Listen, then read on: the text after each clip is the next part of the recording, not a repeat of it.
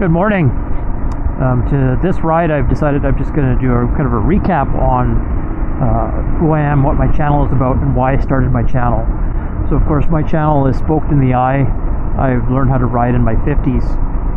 That I made my mind up. I was finally getting my motorcycle license. Something that I had wanted to do kind of lightly for the past, I'm going to say 30 years. I just never got around to it. There was always something else that got in the way. Getting my pilot's license got in the way. That was too expensive. Doing Ironman triathlon. Just other things that I did that just, and that's just, I guess it's just excuses, but it wasn't until I got into my 50s that I finally decided it was time that I wanted to learn how to ride a motorcycle.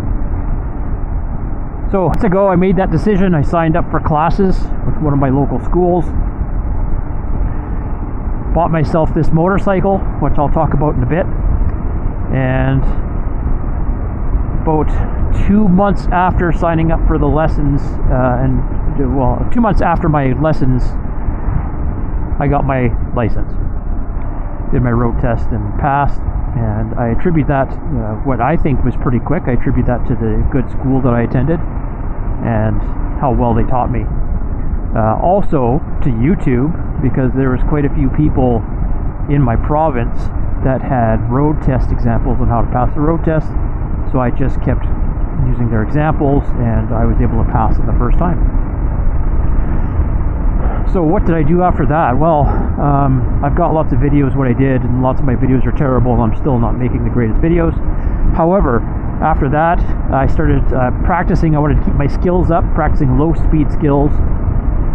I started learning how to ride off-road, and this was on my own. I've still been wanting to take an off-road course, but in the meantime I had to go with baby steps, and I was a bit slow at learning how to ride off-road because I didn't like the way the motorcycle felt on the road, which is interesting because I used to do a lot of mountain biking and I never had problems, but I guess it's because this motorcycle is actually quite heavy and I'm just not used to that feeling.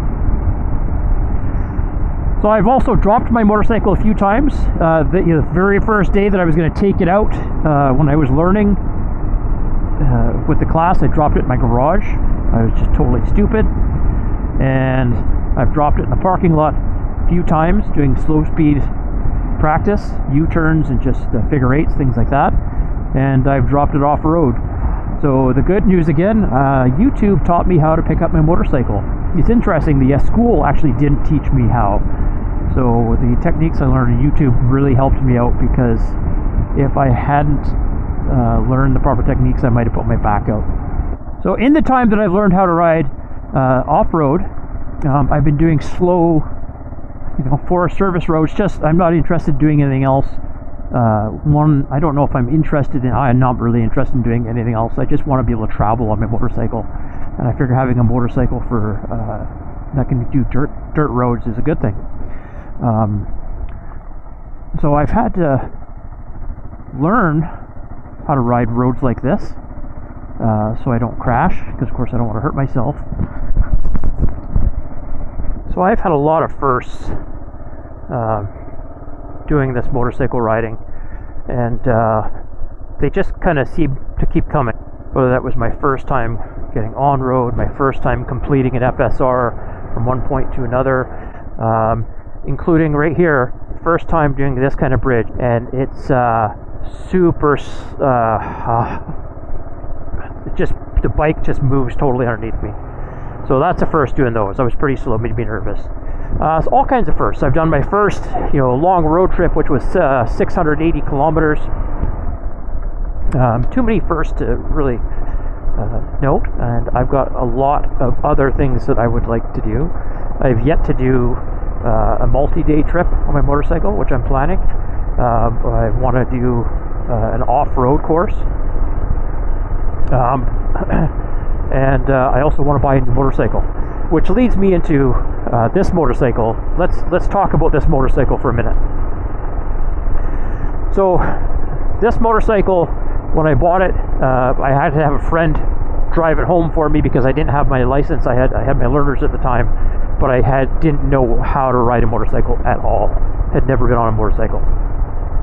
So I purchased this Dual Sport on the suggestion of a colleague of mine at work, and I've been happy with it ever since because I thought, well, if I want to do some trips, I might hit some dirt roads, and I thought that Dual Sport would be good. But now I'm thinking about a bigger adventure bike. But let's talk about this motorcycle. So I'm riding a 2015 KLR 650. It's a Gen 2, and I guess I've read is technically it's a Gen 2.5 because it was in 2014 or late 2014 they upgraded some things, including the seat. They made the seat more comfortable, and actually this seat is quite comfortable. You know, I did my 680 kilometer ride on it and no issues with the seat. But having said that, I also wear a pair of road cycling shorts underneath my riding pants, and I think that really helps. The only thing this motorcycle came with was the front crash bars. I think the chain tensioner had been done, and that's a common problem in KLRs apparently. So that has to be fixed, and that was done on this one.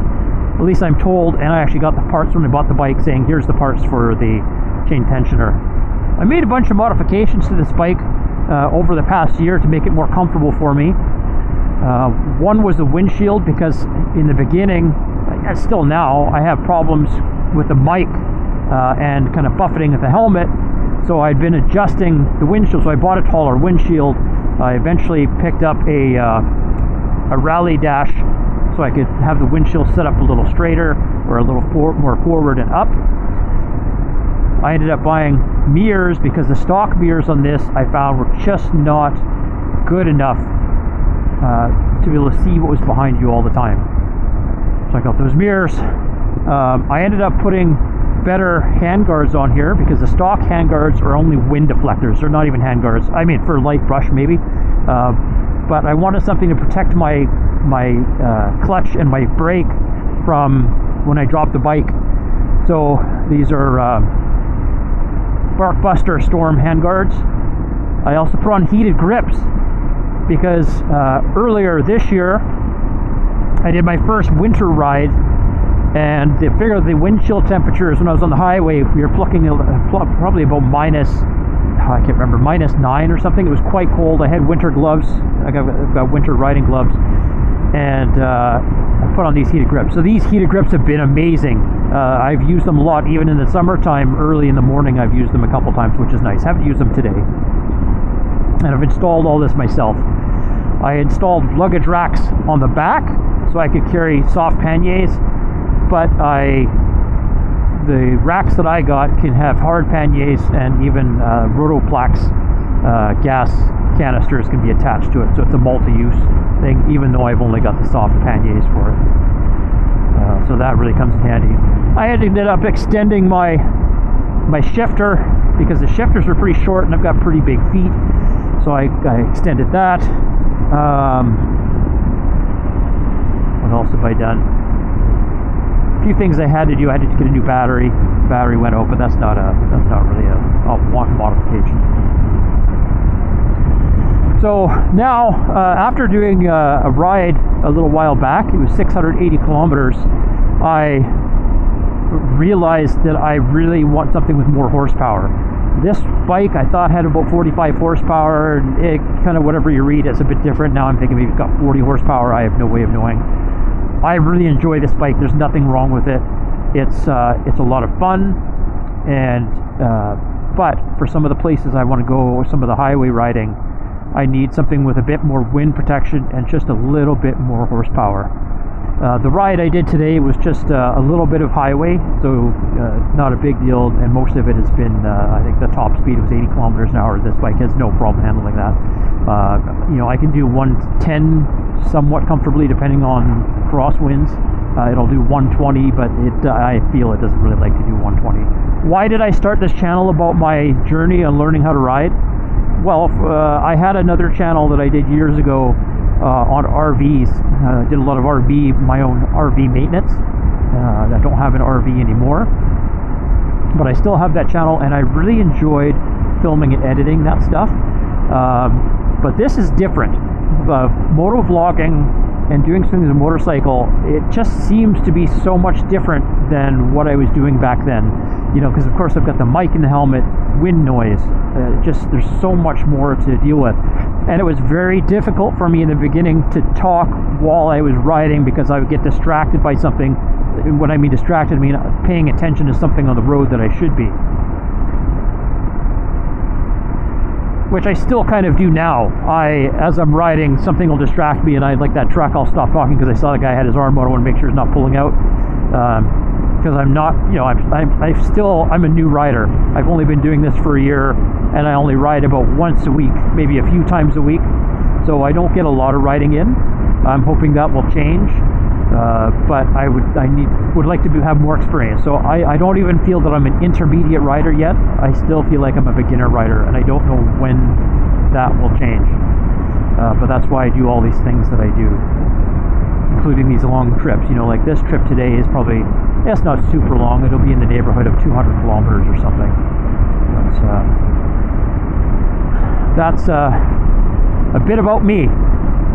Learning to ride, learning to film, learning to edit my videos and try to make something that might be enjoyable for someone. So if you're considering riding a bike, I would like to be an example of someone who decided to finally ride a bike. And you can look back at some of my videos and I talk about the ups and downs I had with learning, because there was a few times where I thought maybe I made a mistake. But I enjoy it so much now that if you're thinking about it, seriously consider taking the MSF course. And if you're already riding, well, ride safe, and thank you for watching this far. Take care.